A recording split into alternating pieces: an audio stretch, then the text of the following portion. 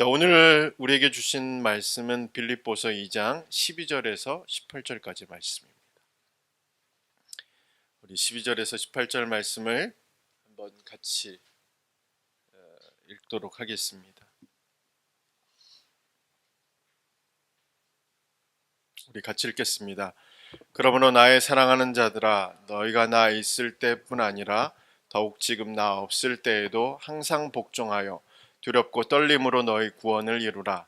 너희 안에서 행하시는 이는 하나님이시니 자기의 기쁘신 뜻을 위하여 너희에게 소원을 두고 행하게 하시나니 모든 일을 원망과 시비가 없이 하라.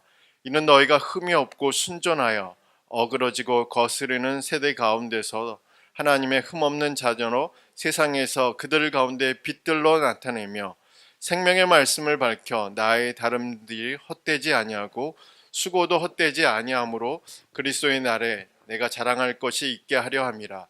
만일 너희의 믿음의 재물과 섬김 위에 내가 나를 전제로 드릴지라도 나는 기뻐하고 너희 무리와 함께 기뻐하리니 이와 같이 너희도 기뻐하고 나와 함께 기뻐하라. 아멘. 자, 오늘은 세상에서 별과 같이 빛나라 라는 제목으로 말씀을 전하겠습니다. 제가 금요일에 좀 칼을 썼습니다. 그래서 다른 거를 잘라야 되는데 손가락을 살짝 긁었습니다. 여름철이다 보니까 이제 빨리 치료를 받아야 될 것 같아서 이제 좀 몇 반을 꼬매고 왔습니다. 자, 의사 선생님이 이제 치료를 다 하고 이제 보호대를 해주셨는데, 이런 모양이죠.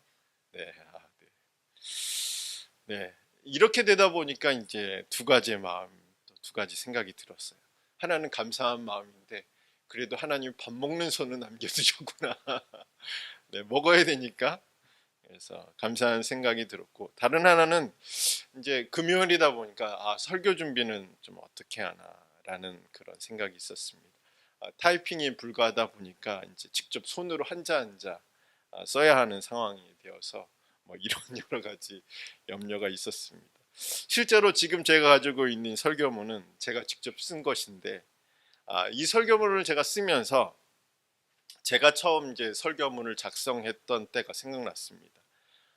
그때는 이제 컴퓨터보다는 이제 일일이 설교 노트에다가 쓰다 지우다를 반복해서 아마 그 말씀을 통해서 제 삶을 되돌아보는 시간들이 좀 많았던 것 같습니다. 그때 생각이 나면서 지금 우리가 회복되어야 되는 것이 바로 이것이구나라는 생각이 들었습니다. 과연 우리는 무엇을 회복해야 되는가? 그것은 아마도 초심이라고 생각합니다. 제가 신학교 다닐 때 좋아했던 작가 중에 한 분이 구본영 씨라는 분이 계셨습니다. 그분은 안타깝게도 2013년에 이제 폐암으로 고인이 되셨는데, 이분의 책들을 제가 빠뜨리지 않고 열심히 읽었어요. 그래서 이분의 책의 글들을 좀 빌려서 초심에 대해서 이야기해 본다면, 지금의 익숙한 것과 결별해서 시작했던 때로 돌아가고 아무것도 아니었을 때로 돌아가고 신인이었을 때로 돌아가는 것입니다. 그래서 늘 신인이라는 것을, 늘 신입생이라는 것을 명심하고 명심하는 것입니다. 이에 덧붙여서 고도원의 아침 편지에 보면 이런 글이 있습니다. 운전이 초보일 때 큰 사고가 없고 매사 늘 초보의 자세를 견지하면 실수가 없고 언제나 초심으로 돌아가면 길이 보입니다. 시작했던 그때로 돌아가면 새롭게 다시 시작할 수 있습니다. 라고 기록된 부분이 있습니다. 저는 이 글에서 바울이 빌립보 교인들에게 빌립보서 2장을 기록한 이유를 찾아볼 수 있다라고 생각합니다. 특히 언제나 초심으로 돌아가면 길이 보인다. 시작했던 그때로 돌아가면 새롭게 다시 시작할 수 있다라는 이 글귀가 사도 바울이 예수님의 낮아지심, 또 예수님의 비우심, 또 예수님의 복종하심을 언급한 이유가 바로 이 이유가 아닐까라는 생각을 갖게 되었습니다. 그러니까 예수님을 기억하면서 빌립보 교인들에게 초심으로 돌아가라 라고 말하고 있는 것이 바울이 빌립보서 2장 5절에서 11절 말씀을 통해서 그렇게 빌립보 교인들에게 말하고 있는 것 같이 그렇게 우리는 이해할 수 있습니다. 그렇다면 그리스도의 초심은 무엇일까요? 교회의 초심은 무엇일까요? 그것은 우리가 지난주에 살펴보았던 것처럼 예수님의 마음을 품고 예수님의 낮아지심, 예수님의 비우심, 또 예수님의 복종하심, 그것을 우리가 가지고 있는 것이 초심이 아니겠습니까? 사실 우리가 문제라고 생각하는 것들을 다시 한번 생각해 보면 우리가 가지고 있어야 할 초심을 우리가 가지고 있다면, 그리고 우리가 가진 문제는, 우리가 초심을 가지고 있다면 우리가 가진 문제는 답이 없는 문제, 길이 보이지 않는 문제가 아닐지도 모른다는 사실이죠. 즉 우리가 예수님의 마음을 품고 예수님의 모습, 또 예수님의 십자가, 예수님의 길로 우리가 가진 문제를 바라본다면 정말 우리에게 길이 보이지 않을까요? 정말 우리에게 답이 없는 문제만 우리가 가지고 있는 걸까요? 다시 일어날 용기는 우리에겐 없는 걸까요? 라고 우리는 되짚어 질문할 수 있겠죠. 교회가 가진 문제도 동일할 거라고 생각합니다. 그래서 바울은 그 초심에 대한 이야기를 하면서 빌립보 교회가 가진 문제를 바라보고 있고 그 문제에 접근하고 있습니다. 2장 5절에 그리스도 예수의 마음을 품으라는 것이 그 증거이죠. 그렇다면 그리스도 예수의 마음을 품는 그리스도인은 어떻게 이 땅을 살아가야 할까요? 또한 교회가 가진 것을 전리품으로 여기지 않고 교회의 목표를 상향이 아니라 하향을 바라보는 그 목표점을 설정하고 하나님의 행위를 의존하면서 끝까지 순종하려는 교회는 이 땅에서 어떤 모습으로 존재해야 할까요? 저는 오늘의 설교 제목이자 15절 말씀에 기록된 말씀처럼 세상에서 별과 같이 빛나는 그리스도인, 그리고 교회가 되는 것이라고 생각합니다. 자, 우리 한번 따라 해볼까요? 세상에서 별과 같이 빛나라. 시작. 세상에서 별과 같이 빛나라. 제가 마치 죽은 시인의 사회에 등장하는 키팅 선생 같은 느낌이 듭니다. 책상 위에 올라가서 세상에서 별과 같이 빛나라. 사실 이 말은 제가 지어낸 말은 아니라 바울이 했던 말을 다른 번역으로 옮긴 것이 바로 세상에서 별과 같이 빛나라 라는 설교 제목입니다. 그러니까 바울은 빌립보 교회가 내적인 문제, 내적인 그런 분열을 넘어서 세상에서 별과 같이 빛나는 교회가 되기를 원했다는 사실입니다. 구부러지고 뒤틀린 세대에서 별과 같이 빛나게 되기를 사실은 바울은 간절히 원했던 것입니다. 바로 이런 존재로, 바로 이런 모습으로 거듭나야 하는 것이 바로 교회가 추구해야 할 목표점이라는 거죠. 그러면 우리는 어떻게 별과 같이 빛나는 그리스도인, 그리고 교회가 될 수 있을까요? 자, 12절과 13절의 말씀을 다시 한번 읽어보도록 하겠습니다. 12절에서 13절입니다. 같이 읽겠습니다. 그러므로 나의 사랑하는 자들아, 너희가 나 있을 때뿐 아니라 더욱 지금 나 없을 때에도 항상 복종하여 두렵고 떨림으로 너희 구원을 이루라. 너희 안에서 행하시는 이는 하나님이시니 자기의 기쁘신 뜻을 위하여 너희에게 소원을 두고 행하게 하시나니. 어떻게 존재해야 될까요? 바로 두렵고 떨림으로 우리의 구원을 이루는 것이 바로 세상과 같이, 세상에서 별과 같이 빛나는 교회가 될 수 있다라고 바울은 이야기하고 있습니다.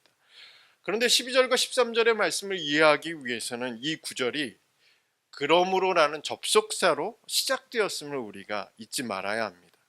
왜냐하면 그러므로는 앞 문장에서 말하고 있는 주제에 대한 결과나 행동을 요구하는 접속사이기 때문에 그렇습니다. 바울은 그러므로라는 접속사를 사용해서 예수님께서 보여주신 순종을 우리가 보았으므로, 예수님의 낮아지심을 보았고 예수님의 비우심을 보았고 예수님의 순종을 보았으므로, 그러므로 그리스도인은 자신의 구원을 이루어야 한다라고 그렇게 말하고 있습니다. 여기서 우리가 오해하지 말아야 하는 것은 구원을 이루라는 말씀이 우리 자신의 구원을 이루라 라는 의미로 사용되지 않았다는 사실입니다. 즉 너희 스스로 구원을 위해서 일해라, 너희 스스로 구원을 쟁취하라, 너희 스스로 노력해서 구원을 획득하라 라는 의미로 이 문장을 사용한 것이 아니라 예수님을 통해 얻은 구원을 행동으로 표현하라는 것이죠. 예수님을 통해서 얻게 된 그 구원을 삶으로 표현하라는 것이 너희의 구원을 이루라 라는 바울의 말씀의 의미라는 거죠. 교회의 연합을 이루고 세상에서 별과 같이 빛나는 삶을 살아가는 것이 바로 예수 그리스도의 낮아지심을 보았던 사람들, 예수 그리스도의 비우심을 보았던 사람들, 예수 그리스도의 순종을 보았던 사람들은 이렇게 살아야 된다라고 말하고 있는 것이 바울이 12절의 말씀을 기록한 의도입니다. 코람데오라는 단어를 들어보셨습니까? 라틴어로 하나님 앞에서라는 뜻을 가진 합성어인데, 근데 사도 바울의 서신을 보면 종종 하나님 앞에서라는 단어를 사용할 때가 있습니다. 그런데 이 코람데오, 하나님 앞에서라는 단어를 바울이 사용했을 때 이 사용한 의미가 뭐냐면 하나님을 자신의 삶의 증인으로 채택하는 것을 의미합니다. 내가 나의 삶을 살아가는데 누구를 불러오냐면 바로 하나님을 불러오는, 하나님이 나의 삶의 증인이시다. 하나님이 나의 삶의 모든 것을 알고 계신다. 하나님이 나의 삶의 모든 것을 증언하실 것이라는 그 의미로 하나님 앞에서라는 단어를 사도 바울이 자주 사용했습니다. 그러니까 코람데오의 의미는 우리가 하나님 앞에 서 있다라는 의미도 있지만 하나님이 우리의 삶의 증인이 되신다. 하나님이 우리의 삶을 증언하신다라는 의미도 가지고 있다는 의미이죠. 이런 의미가 우리 가운데 우리의 마음과 뚜렷이 각인된다면 우리는 어디에서나 그리고 어떤 사람에게서나 두렵고 떨림으로 우리의 구원을 이루어갈 것이라고 생각합니다. 바울은 한 걸음 더 나아가서 이 두렵고 떨림으로 우리의 구원을 이루라고 말씀하면서 하나님이 팔짱만 끼고 방관하시는 분은 아니시라고 말하고 있습니다. 우리가 13절의 말씀처럼 하나님이 두렵고 떨림으로 너희의 구원을 이루라 라고 말씀하고 있잖아요, 바울이. 그런데 13절에서는 그것을 우리만의 행동으로 여기지 않고 13절의 말씀을 통해서 하나님이 그 기쁘신 뜻을 온전히 이루시도록 우리에게 거룩한 소원을 주시고 또 그 뜻을 행하게 할 능력을 주시는 분이라고 그렇게 기록하고 있습니다. 그러므로 우리가 하는 모든 선한 일, 곧 교회의 연합을 이루고 성도의 교제를 회복하고 세상에서 별과 같이 빛나는 삶을 살아갈 수 있도록 만드는 것은 내가 아니라 누가 하신다고요? 하나님이 하신다. 하나님이 우리에게 거룩한 소원을 주시고 그 거룩한 소원을 이룰 수 있는 능력을 주시는 분이시라고 성경은 우리에게 말씀하고 있습니다. 그러니까 세상에서 별과 같이 빛나라 라고 했을 때 우리에게 드는 생각이 뭐죠? 과연 되겠어?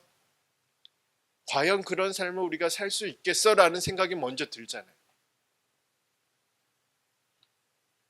그런데 13절의 말씀을 보면 그것을 우리가 속단하지 말라는 거죠. 그렇게 되겠어? 그렇게 우리가 살 수 있겠어? 그렇게 우리가 변화될 수 있겠어? 라고 의심하며 부정하지 말라는 이야기를 하는 겁니다. 왜냐하면 하나님이 우리로 하여금 그런 삶을 살도록 거룩한 소원을 불러주신다. 거룩한 소원을 주시고 거룩한 열정을 심어주시고 그뿐 아니라 그 거룩한 열정 그리고 그 거룩한 소원을 이루어갈 수 있는 능력을 하나님이 주신다라고 말씀하고 있습니다. 그러므로 우리는 잊지 말아야 되죠. 어떤 것을 잊지 말아야 하냐면 우리의 삶은 어떤 삶이어야 되죠? 두렵고 떨림으로 하나님 앞에서, 이 두렵고 떨림은 하나님 앞에 서 있을 때 느껴지는 그 경외심에서 비롯된 것입니다. 그러니까 우리의 삶 자체가 두렵고 떨림으로 우리의 구원을 이루는 삶이어야 된다라고 말하면서 과연 그런 삶이 우리에게 이루어질 수 있겠어라고 질문한다면 13절의 말씀처럼 거룩한 소원을 두시고 또 그것을 행할 수 있는 능력을 주시는 하나님을 신뢰하라 라고 바울은 빌립보 교인들에게 권면하고 있습니다. 그뿐 아니라 바울은 두렵고 떨림으로 우리의 구원을 이루어갈 때 우리가 잊지 말아야 하는 것에 대해서 기록하고 있습니다. 우리 14절과 15절의 말씀입니다. 우리 14절 15절 우리 한번 다시 같이 한번 읽어보겠습니다. 시작. 모든 일을 원망과 시비가 없이 하라. 이는 너희가 흠이 없고 순전하여 어그러지고 거스르는 세대 가운데서도 하나님의 흠없는 자녀로 세상에서 그들 가운데 빛들로 나타내며. 자, 14절과 15절의 말씀을 바울이 기록하면서 이 서신을 받는 그리스도인들에게 어떤 사람들을 떠올리게 만드는 단어들을 포함시켜 놓았습니다. 14절에 15절의 말씀에 보면 원망, 시비, 그리고 어그러지고 거스르는 세대. 떠오르는 사람들이 있을까요? 네, 바로 그 사람입니다. 생각나는 민족이 있습니까? 바로 그 민족. 누구죠? 이스라엘 백성들이. 특히 특정한 시기를 이야기한다면 출애굽한 이스라엘 백성들, 광야를 헤매고 있는 그 이스라엘 백성들은 원망과 시비, 그리고 어떤 사람들이라고 얘기하죠? 어그러지고 그리고 거스르는 세대라고 바울이 이야기를 하는 겁니다. 그래서 바울은 은유적으로 교회와 출애굽한 백성들, 이스라엘 백성들을 대조하면서 무엇이 교회를 망하게 하는지, 무엇이 하나님과의 관계를 단절시키는지를 이 단어들을 통해서 기록하고 있다는 사실이죠. 원망, 시비, 어그러지고 거스르는, 그것이 바로 공동체를 망하게 하는, 교회의 연합을 깨트리는, 교회의 내적인 분열을 만들어서 결국 교회가 하나님과 단절된 상태로 이 세상에 존재하게 만드는, 그것이 바로 원망과 시비, 그리고 어그러지고 거스르는 이 단어들을 통해서 표현하고 있다는 사실입니다.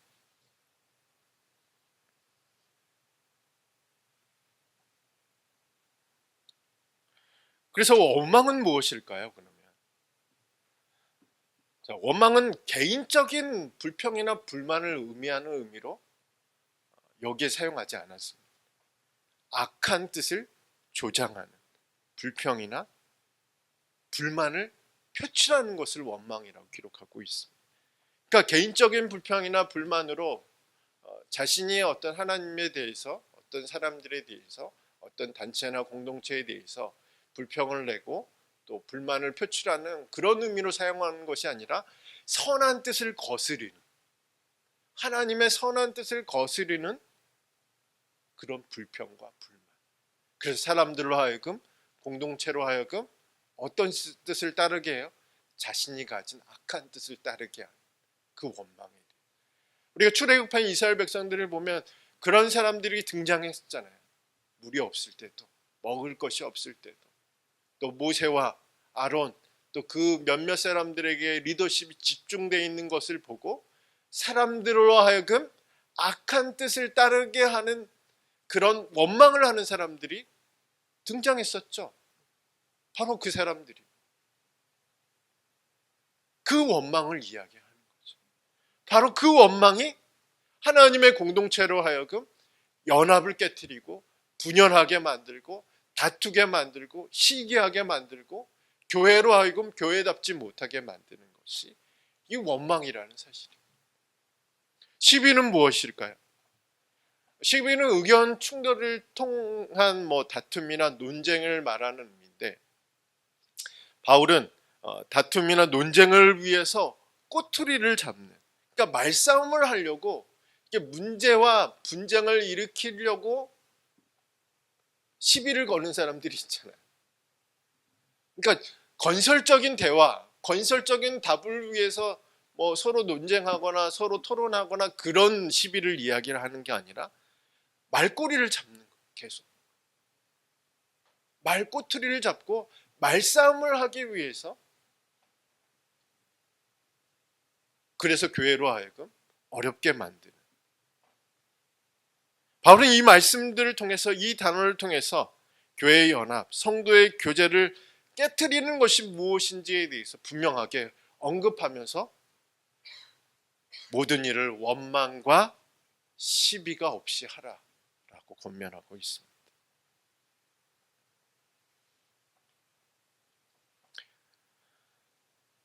그러면서 원망과 시비를 통해서 하나님의 뜻에 대해서 어그러진 세대가 되지 말고, 하나님의 뜻에 대해서 거스르는 세대가 되지 말고 별과 같이 빛나는 존재가 되라고 그렇게 말하고 있습니다. 그러면서 바울은 한 가지를 더 권면합니다. 16절의 말씀 한번 같이 읽겠습니다. 16절입니다. 시작. 생명의 말씀을 밝혀 나의 다름질이 헛되지 아니하고 수고도 헛되지 아니하므로 그리스도의 날에 내가 자랑할 것이 있게 하려 함이라. 아멘. 자, 16절에서 우리가 주목하고자 하는 말씀은 생명의 말씀을 밝혀입니다. 특히 밝혀라는 헬라어 단어 에페코는 동사로 이해하느냐 부사로 이해하느냐에 따라서 좀 해석이 좀 달라집니다. 많은 학자들은 이 단어에서 좀 의견을 좀 서로 의견이 좀 나누어진 그런 상태에 있습니다. 그러나 저는 이 단어를 좀 중립적인 의미로 좀 해석할 필요가 있다라고 생각합니다. 부사적으로 이야기하면 말씀 그대로, 개역개정에 있는 말씀 그대로 생명의 말씀을 밝혀 어그러지고 거스르는 세대를 밝히는 교회가 되어야 한다라는 의미죠. 자, 동사적으로 말하면 생명의 말씀을 붙잡아 하나님의 흠없는 백성이 되어야 한다. 그 말이 그 말이긴 한데 조금 더 우리가 세부적으로 이야기하면 이렇게 우리는 해석할 필요가 있다는 사실이죠. 바울이 바로 이것을 권면하고 있는 거죠. 내적으로는 하나님의 기뻐하시는 일, 교회의 연합을 위해서 생명의 말씀을 붙잡아야 한다. 그러니까 자신의 생각을 붙잡고 자신들이 주장하는 어떤 의견을 붙잡고 자신이 좋아하는 어떤 사람들의 그런 이론을 추정하는 것이 아니라 교회의 연합을 이루기 위해서는 어떻게 해야 된다고요? 생명의 말씀을 붙잡아야 한다. 그리고 외적으로는 생명의 말씀을 밝혀서 그리스도 앞에서 자랑할 것이 있는 교회가 되어야 한다 라는 의미로 우리는 이 에페코라는 단어를 해석할 필요가 있습니다. 저는 우리의 신앙이, 그리고 우리의 삶이, 또 우리의 교회가 이런 신앙, 또 이런 생활, 이런 삶, 또 이런 교회가 되기를 원합니다.